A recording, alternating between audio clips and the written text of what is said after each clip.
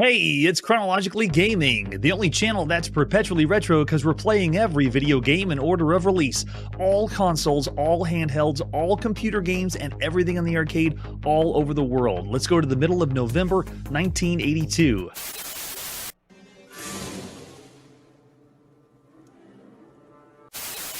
We were last in Japan checking out screenshots of Mystery House 2 because some of these ports you can't find anywhere. Let's play some games and see what our next release is. Our next release takes us to the TRS-80, original TRS-80, and this is Panik. Let's check out Panik, starting with the box. Whoa, well done. Look at that artwork. Original artwork. And to my knowledge, are they ripping off anything sci-fi, or are they making something up? That's pretty good. I love it. We have an epic gun. We have two guns. We have one on the hip, and then we got these great design for these robotics / aliens. Very nice. This is for Model 1 or Model 3. Flip it over the back. They got an example of the screenshot in the top left. This is by Fantastic Software and William Dama. High-resolution graphics, of course it does, because every game has to boast high-resolution graphics. 1 or 2 players, and we got some story there too. Oh yes. Joystick compatible, I love to hear that as well. I think we got other things besides that. Oh yeah, we have this. This is the story. It's been 2 weeks since the Mazors have invaded Earth. It took them 3 days to lay waste and conquer Earth, and now Earth's inhabitants have been taken to Mazor slave labor sites on distant planets. You and you alone, that's the way I like it, are going to save the world. All mankind is depending on you. Your mission is rid the galaxy of the Mazors forever. They're very intelligent because they're half animal, half machine. That's freaking sweet. That's awesome.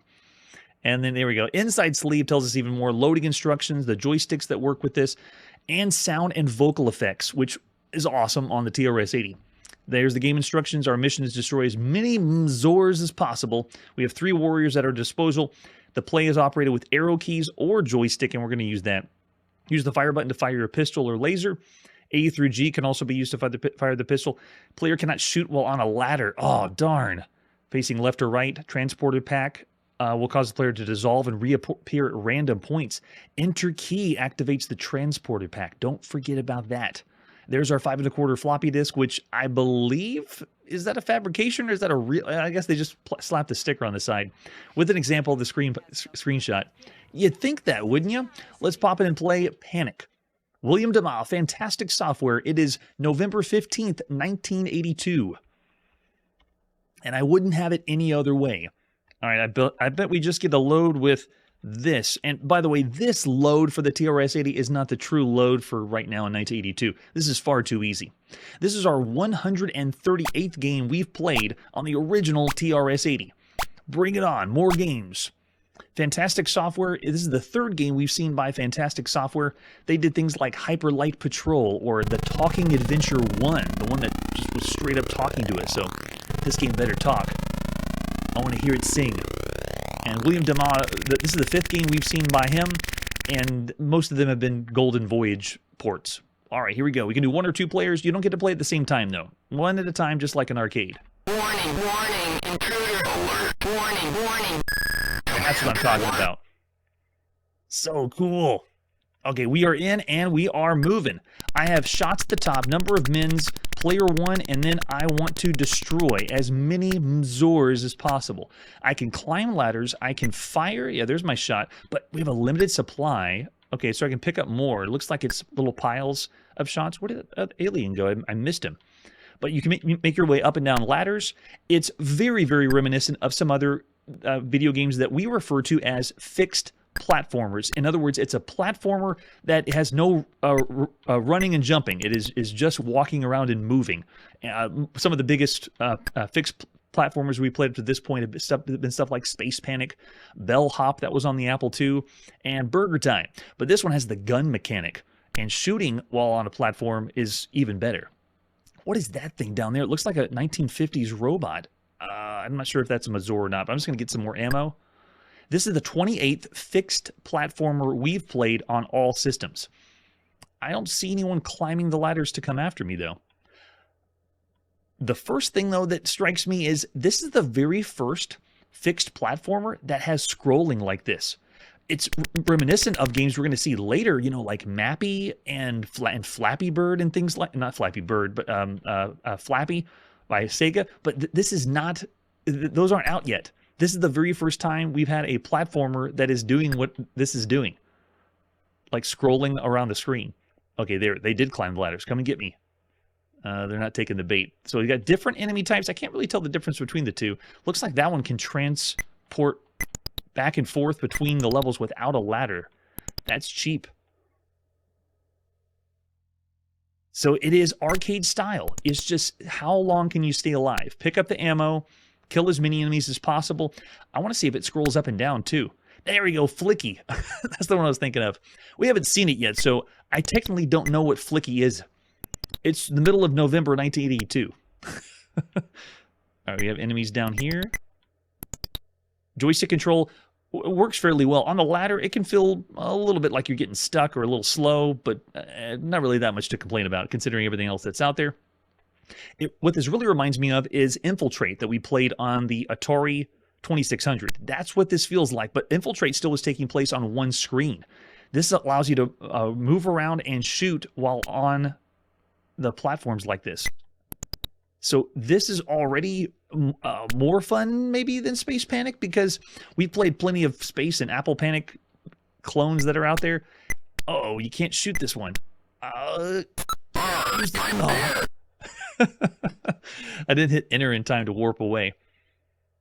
Oh, that's true. That's another good one. I don't think we've seen that one yet. Go, go, go. I want to see how the warp works. Wow, nice effect. TRS-80 still pleasantly surprises me. This is still really fun and enjoyable right now in the middle of November 1982. You don't need a lot of color.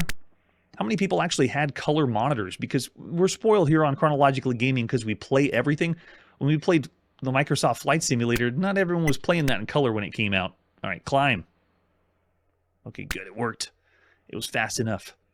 I love that this is joystick controlled too. Big plus on the TRS-80. The perspective from the side view is cool. It also has like a temporary way to save your high scores, which is nice. But it's just, can you stay alive, don't die, and shoot as many enemies as possible and rack up the points. So it's arcade at home. This, though, the scrolling is actually, it's unique. There's nothing else that we've seen like this, and that includes even arcade games doing this kind of platform of everything else that's out there. That's awesome. So, way to go, Panik. The release date for this one is spotty, like we've seen for most of the video games. That's true. We haven't seen that either. There is no such thing as elevator action yet. Die. Didn't use a ladder? That's not fair. Oh, this enemy can't die either. Uh-oh, warp, quick. I did it. Where do I go, though? Down at the bottom. Nice, that's awesome. And it show, how many times can I do that? Is there a, is it wasting points to do that? Oh, it uses ammo. It brings your ammo down to teleport. That's cool. So yeah, it's the origins of run and gun, if you would want to think of it like that. So I love this. Very, very, very fun. So I see on the chat people throwing out video games, but we haven't seen some of those yet. Does anyone have any other games that they can think of that would be a platformer like this? There's no jumping. They're just moving around and shooting. I don't, yeah, I can just teleport. Oh, nice, I can do it on a joystick. Hold up. I don't have to use the keyboard. I was using the keyboard like we've seen with a few other games. Okay, now the ammo shows up. Go pick up some ammo spots. You can see there's 6 up there. There's an 8. Whenever you're out of ammo, you can go pick up the ammo plate. So great arcade game. Very fun. Already seen in the chat a rating for Panik, 3.5 from Paul. Very nice. Yeah, so a blast.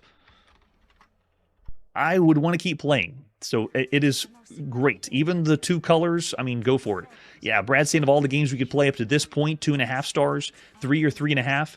Oh, Burger Time's really good. Yeah, I pointed out Burger Time because that's the eponymous fixed platformer up to this point.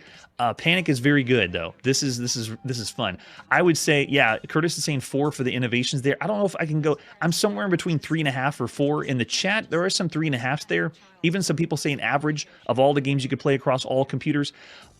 This is very well done. So I'm actually going to go. It's in between 3.5 and 4. I really can't make the decision because This game is a simple arcade game, but it's doing it very well, and there's not a whole lot that's like this right now. So it's going to be something by 1983 we'll see a lot of, but I'll go 4. Yeah, this is fun. I want to keep playing Panik, and it's a true testament to the game. So there you go. Bring it on, TRS-80. What else you got? Let's see what our next game is. We're next going to play on the Apple II. This is Pinball Construction Set. Probably not the one you think it is, because this is the very first time you would have seen Pinball Construction Set.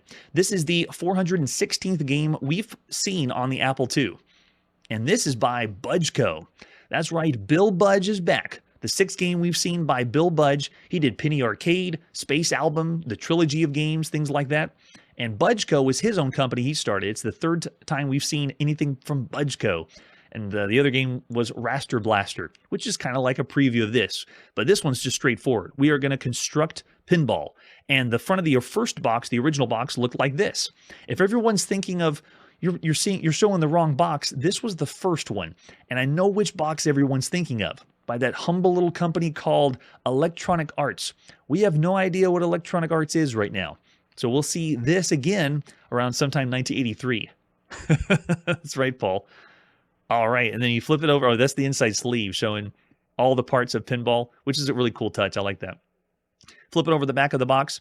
It's the construction set with millions of pieces and tools to make high-res video pinball games. No programming or typing necessary. That's pretty cool.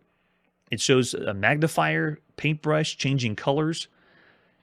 Its creativity shows no bounds. There's the 5 1/4 floppy disk for the original pinball construction set. By the way, you also notice Bill Budge is not in the title, because the one we're going to see later, the Electronic Arts release, his name is blazoned on the front. This one just says Budge-Co. And there's an example of the screenshot of the original. And we have the original manual. This is the first time you would have seen this manual before it was picked up by that other company. This is our 26th pinball video game across all systems. 26 video games that are made to play like pinball. We do not cover mechanical pinball in the arcade. So there isn't actual pinball we played, with the exception of Baby Pac-Man, because it was kind of a hybrid of both. But here we go. Pinball construction set. How do we play this one? It is where we're building video pinball for the Apple II personal computer. It's much more than any other game utility or development tool, is what it says. Insert the PCS disk into your drive, turn on the computer, and play. It's saying you have to touch your pinball construction set. It has a video hand you control with your joystick. You move the joystick up, down, left, and right, and propel the hand on the screen. When the lever's near the position, the hand stops. Do you understand what they're describing? They're trying to tell us what a cursor is before a cursor and a mouse existed. By the way, the later version of this is going to work with the Apple II mouse. Right now, there is no such thing as mouse video games or mouse compatible games. This manual is showing us how to play with the joystick, one of the analog joysticks for the Apple II. If anyone knows if you can plug the Apple II mouse into this and play it, I'd love to know if it actually would work, because that would mean this is the very first video game that we've ever played that is compatible with a mouse. But as you can see from the manual, they keep saying joystick, so I'm not going to call this the first video game that uses a mouse. I'd love to say that, though. It explains how to drag items, picking up items and moving around the screen, how to play your pinball, how to detail things on your pinball set, how to change the world settings like increasing and decreasing gravity, the speed of the simulation, and even the wiring kit. You can go in the back and make changes to the gates. There's so many things you can do with this. The manual actually isn't that long either. It explains here how to load and save your creations, share them with friends. It's awesome. Oh, no, wait. Now, was it this version or was it the later version that you played? Because I don't know most people that I'm more familiar with the Electronic Arts release, not this one. So that's the advanced features of what you can do also with some of the snipping tools and so forth. And then you have on the pinball library what everything is and what they mean. You have to make sure you put a ball in there, for example. And when you make your own game, you can select the number of players, 1 through 4, take turns and play some pinball. All right, let's pop in and play Pinball Construction Set. Bill Budge in November 15th, 1982. Oh man, this is awesome. Yeah, I wasn't even familiar with I only knew the other version existed. You can see this one's a cracked version because most of the time I'm only getting the Electronic Arts release. All right, so this is it. The first version, it just goes in just like that. And then we're playing. Oh my gosh, the cursor feels way too smooth and easy to use. This is big. This is awesome. This whole construction idea or designing your own levels is not new to the show. We've seen map and level editors in video games. This is the 16th game we've seen that allows you to construct or make your own. Some of the big ones that we've seen have been Penetrator on the TRS-80, Starfleet Orion, Pinball on the TRS-80 color computer, Ghost Hunter, Pegasus 2, the Dark Castle game system, Casey's Crazy Chase, Night Mission Pinball allowed you to do some, and the big one, which I keep talking about, is the arcade machine that allows you to make your own Galaxian games. So it's not a brand new concept, but you got to admit this interface is really, really slick. I mean, look at this. This control, this feels like it would work with a mouse. I really would love to know if someone can get this to work, because I'd love to call this the first video game ever to use a mouse, and the later release will, but this first one, I don't know for sure. Okay, so let's design some. Let's make a board. Look at this. I can just drag, hold down the analog joystick. Gosh, the control is way too easy and smooth. Where do I want to put flippers? Let's make it so it's a little bit harder to lose the ball down the middle. So let's actually make it go. Can I make it go lower? Yeah, make it go down a little bit further than that. And then I'll do another flipper right here. This is unbelievably easy. Ridiculously easy. And then I want to make sure that it doesn't go off the side. So let's do something like that. There we go. Wow. This feels like another level. You know what it reminds me of? When we first played Eastern Front 1941, the strategy game that allowed you to very easily move around the units on the screen, because this cursor and interface is beyond amazing. This is too cool. Okay, so I want to start there's our ball. Let's put the ball right here on this side. And then we also need, you got to have a spring, right? Got to do a spring. We'll put a spring down at the bottom there. And I feel like it's still going to get stuck or something. So let's get, what is this one? I don't know what that is actually. But I do want to customize this so it looks really, really cool. You can get a magnifying glass, and then you can go into a certain spot. Like if I want to go to this spot, for example, and I want to put in, let's do it all in green or something. Let's make a big C, and we're going to be we're basically drawing this pixel by pixel, but look at this. And oh, you pushed again into races. Wow. So you can do a C and say I'm done there. Get another magnifying glass and go to this spot here, and then let's do in red and do a G. And you're basically, oh, look, it even has the artifacting. It's drawing that in as well. And quit. And then you can see I did a CG at the top to kind of like sign your name on the pinball set you made. This is so cool. We of all the games we've played that allow you to edit the game or make your own map or level, this one so far is the most fun. I could see this inspiring the likes of Will Wright, who's going to end up doing Sim City, and inspiring the other people that want to create and make their own games. I know, right? I should have made them a little further apart. Can I drag and move? No, I can't. I have to go in and edit it. But you can make and draw anything you want with using that magnifying glass. So cool. Okay, so let's move this, and I just want to block this so the ball can't fall in there. There we go. And let's do the same on the other side. Let's put another one over there. Too cool. It just feels like I have way too much freedom. And right now, this is a big deal that this is allowing me to do this. Okay, so I also want to have some walls or something up, because I feel like the ball is going to get stuck, and I don't want to get it to get stuck on the side. And can I drag the ball and move it to a new spot too? Oh my gosh, I can. So once you place it, you can move it wherever you want after that. Gosh, that's amazing. We really don't hit on application software. So right now, is there anything, does anyone know if there's anything comparable in the just software in general world for computers, because this feels like it's something from the future. Like this is too good. I can't imagine how much time Bill Budge worked on this to fine tune this, because it's just it feels too easy to design your own. Wow, that's so cool. Okay, so once you got the base elements in place, like I didn't put everything. I can put a couple more bumpers here. Why not? And then I want to be able to make. Actually, I should do something more fun, like have some other items here, like this, and then this one here, and then you can also make it like the little flippers. I did not practice doing this before the show. I'm just doing this on the fly just because I think it's fun that you have this much freedom to just mess around. Okay, ready? Let's play and see what it does. Ready? So you can see the physics kicked in. I haven't adjusted anything. Let's go. Oh man, look at this. Wow, and it moves smooth. Now, it's a demo mode, so you notice that it doesn't... there isn't any way to quit, or there's not any way to die, because it's just giving you a chance to test and play your pinball to see how well it works.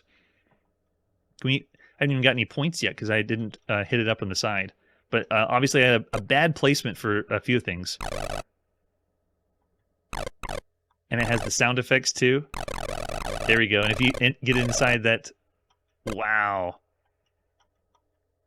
Man, the physics might even be better than they were for Raster Blaster that he did. And it just feels more fleshed out, too.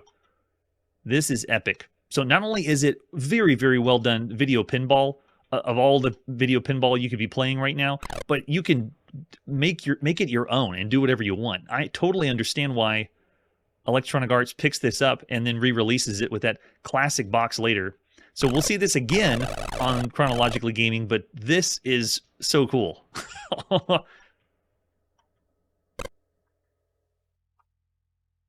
And then whenever you feel like, okay, that's enough, you can just go right back to the edit mode by pressing escape, and then just keep going. How do we like readjust this? No, let's not put this quite in that spot. Let's put it more like right here, and then put this one right here. It's so good. Wow.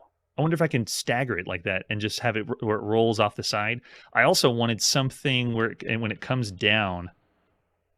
Yeah, I want it to come down and I can hit it. Oh, darn, I missed it. I moved that one out of the way there. Move that one back. In a way, this game feels like it's late 80s, maybe even. It's just too cool. Okay, and then let's just put some a few other random things here just for fun. I don't want to cover up the CG, though, for Chronologically Gaming. I don't even know if that would do anything. And then one of these, I don't even know what that is. Let's put that one there, and then, sure, hit it. Wow. That's fun.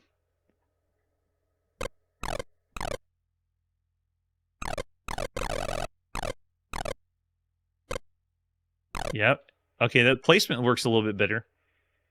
And there's so many things you can do to tweak and change it. And I love that you have all this this flexibility to make adjustments. You know, you mess around with your pinball that you made and realize, oh no, I really don't like how it's placed there. Oh man, so much fun. All right. Usually when we play a video game that allows you to edit and make your own, we talked about this when we played the Scramble, make your own Scramble games like on Pegasus 2, that I always rate it higher because it's giving you more replayability. It's not just you have to play what the developer wants. You are the developer. You're making how you want the game to be. This is awesome. So cool. Go, no. Oh, I have to clip it through to make it work. And then just go right back and make the adjustments you want. Looks like I can even make it so that whenever you play the real game, it's just going to fall through, so it would never get stuck like that. I know, right? Now is the time, because I already know what I'm going to rate this game. This game is beyond the normal of all video gamedom. the thing that sets this apart is not that you can create your own pinball, because we've seen that already. It's how well the user interface is. This user interface is beyond anything we've seen up to this point. That point and select, it feels like it should be made for a mouse, but mice don't exist right now. We haven't played any video games that use a mouse. It is fantastic. All right, so of all the games you could play across all home computers right now, Bill Budge's pinball construction set shoots it through the roof. 5 stars. And Tisky saying 5. Oh, a 4.5, maybe 5. Yep, 4.5 or 5. It is one of the best across all home computers. And maybe you don't even like pinball, but maybe part of the fun is the game is not pinball. The game is just making stuff, and that's more fun. And then I see a 4-star, yeah, for like SimCity-ish. Yeah, I totally get you there. All right, that's pinball construction set. We will see you again sometime in 1983. Let's see what our next game is. We're next going to play on the Commodore VIC-20. This is Galactic Defender. This one we just got a few screenshots for, and that's it. Let's pop in and play Galactic Defender. Ray Mitchell and the Wizard's Magic Toy Box. It is November 17th, 1982. All right, so this one just...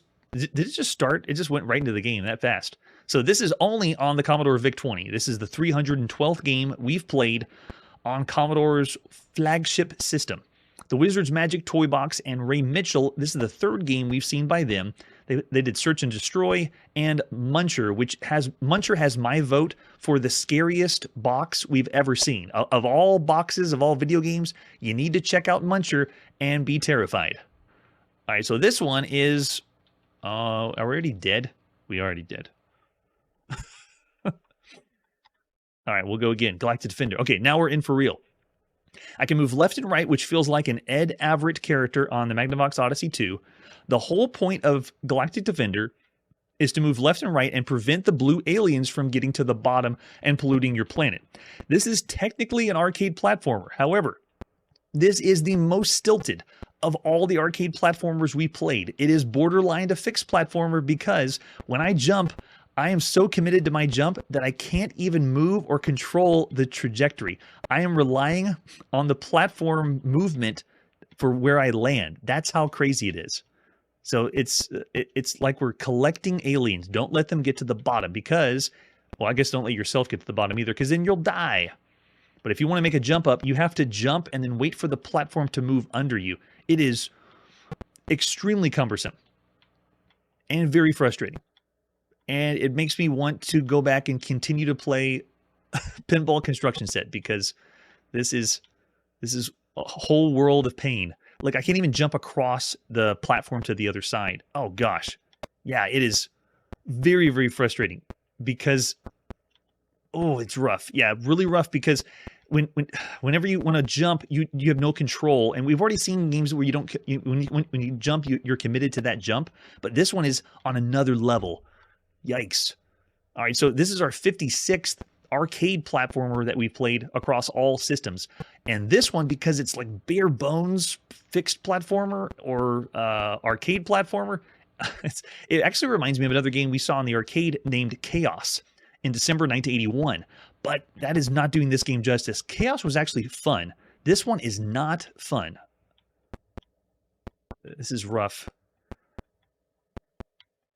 Another one that's close to or better that you could play on, or other games that are arcade platformers, on the Commodore VIC-20 we played Crazy Thief, which was a very difficult platform, but it still controlled and played better than this one. And then there was Johnny Jump It that we played on the Commodore VIC-20. The VIC-20 has had some arcade platformers that were difficult learning curves, and some of them were like the origins of what a platformer was. Johnny Jump It was one of them. Crazy Thief. On the Commodore 64, we played one called Ape Craze. And then we've also saw Knight's Castle on the Sharp MZ line of home computers.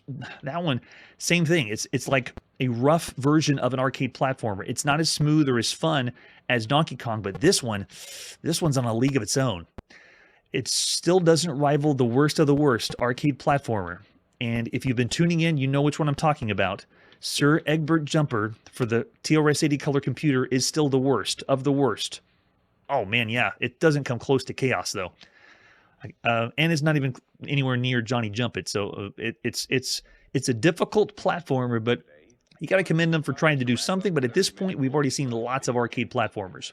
Of all the games you can play across all computers right now, I got to call it in the bad range. I don't want to say it's subpar because it's just not a blast to play. Yeah, so I want to say 2 stars of all the games you could play. You might get used to it, but there is worse games that you could play at this point, but I wouldn't say it's as low as, like, if you want to play something a little bit better, a notch better, Crazy Thief, play Johnny Jump It, or Ape Craze on the Commodore 64.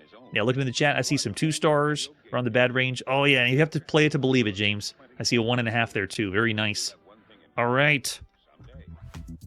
So that's where we got to put our video game playing on pause. Thanks so much for joining me on the live show to play and see every single video game. We're just going to keep going.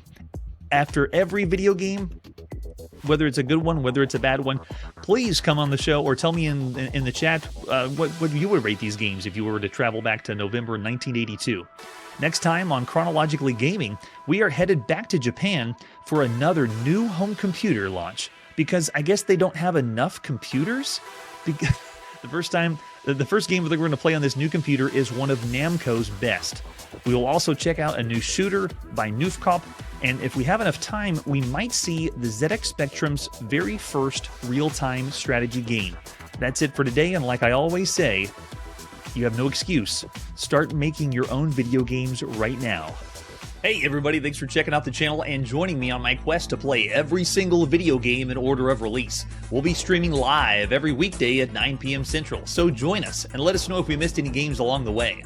This video would not be possible without Launchbox, RetroArch, and MAME. Tell all your friends there's some crazy guy named Chronologically Gaming trying to play every single video game.